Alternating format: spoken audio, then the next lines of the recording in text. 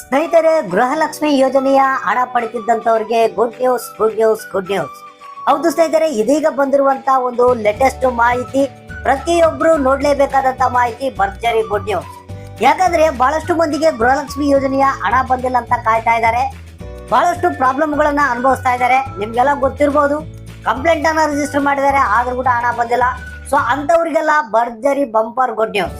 ಹೌದು ಸ್ನೇಹಿತರೆ, ಗೃಹಲಕ್ಷ್ಮಿ ಯೋಜನೆಯ ಹಣ ಪಡಿತಿದ್ದಂತವರಿಗೆ 3 ಭರ್ಜರಿ ಗುಡ್ ನ್ಯೂಸ್ಗಳು ಬಂದಿವೆ. ಯಾಕಂದ್ರೆ ನಿಮ್ಗೆ 7ನೇ ಕಂತಿನ ಹಣ ಈಗ ಆಲ್ರೆಡಿ ಬಿಡುಗಡೆ ಆಗಿರುವಂತದ್ದು. ಆದ್ರೆ ಬಹಳಷ್ಟು ಮಂದಿಗೆ, ಅಂದ್ರೆ ಸುಮಾರು 80% ಜನಗಳಿಗೆ ಇನ್ನು ಗೃಹಲಕ್ಷ್ಮಿ ಯೋಜನೆಯ 7ನೇ ಕಂತಿನ ಹಣ ಬಂದಿಲ್ಲ.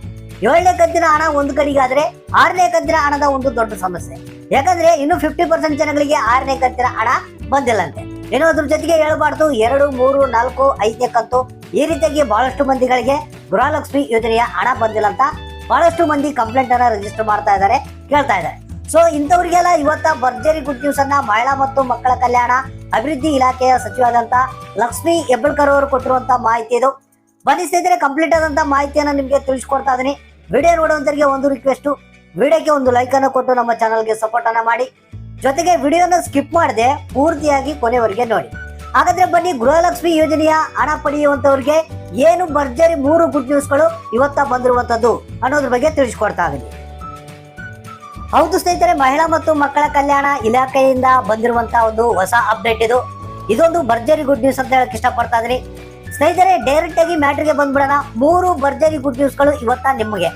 ಮೊದಲನೇ ಒಂದು ಗುಡ್ ನ್ಯೂಸ್ ಏನಪ್ಪಾ ಅಂತಂದ್ರೆ, ಬಹಳಷ್ಟು ಮಂದಿ ಕಾಯ್ತಾ ಇದ್ರು 6ನೇ ಕಂತಿನ ಹಣ ಜೊತೆಗೆ 7ನೇ ಕಂತಿನ ಹಣ ಜೊತೆಗೆ ಪೆಂಡಿಂಗ್ ಹಣ. ಸ್ನೇಹಿತರೆ, ಇವತ್ತ ಇಡೀ ರಾಜ್ಯಾದ್ಯಂತ ಗೃಹಲಕ್ಷ್ಮಿ ಯೋಜನೆಯ 7ನೇ ಕಂತಿನ ಹಣವನ್ನ ರಿಲೀಸ್ ಮಾಡಿದಾರಂತೆ. ಅಂದ್ರೆ ರಾಜ್ಯದ ಎಲ್ಲಾ ಜಿಲ್ಲೆಗಳಿಗೂ ಇವತ್ತ ಗೃಹಲಕ್ಷ್ಮಿ ಯೋಜನೆಯ 7ನೇ ಕಂತಿನ ಹಣ ಬಂದಿದೆ. ಅದ್ರ ಜೊತೆಗೆ ನಿಮಗೆ 6ನೇ ಕಂತಿನ ಹಣವನ್ನ ಕೂಡ ರಿಲೀಸ್ ಮಾಡಿದಾರಂತೆ. ಬೆಂಗಳೂರು ನಗರ, ಬೆಂಗಳೂರು ನಂತರ ಕೋಲಾರ, ಮತ್ತೆ ಧಾರವಾಡ, ಬೆಳಗಾವಿ ಜಿಲ್ಲೆ, ಇನ್ನು ಮೈಸೂರು, ಮತ್ತೆ ತುಮಕೂರು ಜಿಲ್ಲೆ, ದಕ್ಷಿಣ ಕನ್ನಡ, ಉತ್ತರ ಕನ್ನಡ, ಹಾವೇರಿ ಜಿಲ್ಲೆ, ಹಾಸನ ಜಿಲ್ಲೆ, ಮತ್ತೆ ಬಳ್ಳಾರಿ, ವಿಜಯನಗರ ಜಿಲ್ಲೆ, ಇಷ್ಟು ಒಂದು ಕೊಪ್ಪಳ ಜಿಲ್ಲೆ, ಇಷ್ಟು ಜಿಲ್ಲೆಗಳಿಗೆ ಇವತ್ತ ಏನು ಗೃಹಲಕ್ಷ್ಮಿ ಯೋಜನೆಯ 6ನೇ ಕಂತಿನ ಹಣವನ್ನ ರಿಲೀಸ್ ಮಾಡಿದ್ದಾರೆ. ಸೊ ಹಾಗಾದ್ರೆ 6ನೇ ಕಂತಿನ ಹಣ ಯಾರ್ಯಾರು ಬಂದಿಲ್ಲ ಅಂತ ಕಾಯ್ತಾ ಇದ್ರೆ, ಸೊ ಅಂತವ್ರಿಗೆ ಕೂಡ 6ನೇ ಕಂತಿನ ಹಣ ಜಮಾ ಆಗಿದೆ. ಏನು 6, 7ನೇ ಕಂತಿನ ಹಣ ಇವತ್ತ ಒಟ್ಟಿಗೆ ಬಿಡುಗಡೆ ಆಗಿರುವಂತದ್ದು. ಇದ್ರ ಜೊತೆಗೆ ಕೆಲವೊಂದು ಪೆಂಡಿಂಗ್ ಹಣವನ್ನ ಕೂಡ ರಿಲೀಸ್ ಮಾಡಿದ್ದಾರೆ ಅಂತ ಹೇಳಿದ್ದಾರೆ.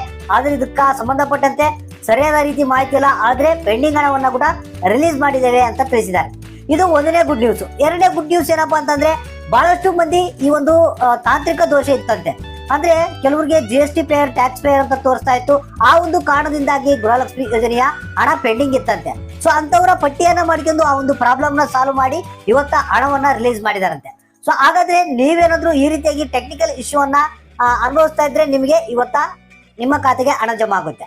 ಏನು 3ನೇ ಭರ್ಜರಿ ಗುಡ್ ನ್ಯೂಸ್ ಏನಪ್ಪಾ ಅಂತಂದ್ರೆ, ಯಾರ್ಯಾರು ರೇಷನ್ ಕಾರ್ಡ್ ಗಳನ್ನ ತಿದ್ದುಪಡಿ ಮಾಡಿ ಹೊಸದಾಗಿ ಮತ್ತೆ ಅರ್ಜಿಯನ್ನ ಹಾಕಿದ್ರು, ಅಂದ್ರೆ ಗೃಹಲಕ್ಷ್ಮಿ ಯೋಜನೆಗೆ ಅರ್ಜಿಯನ್ನ ಹಾಕಿದ್ರು, ಅವ್ರಿಗೆ 7ನೇ ಕಂತಿನ ಹಣ ಬಿಡುಗಡೆ ಆದಂತ ಸಂದರ್ಭದಲ್ಲಿ ಅವ್ರಿಗೆ ಕೂಡ ಹಣವನ್ನ ಬಿಡುಗಡೆ ಮಾಡಿದಾರಂತೆ.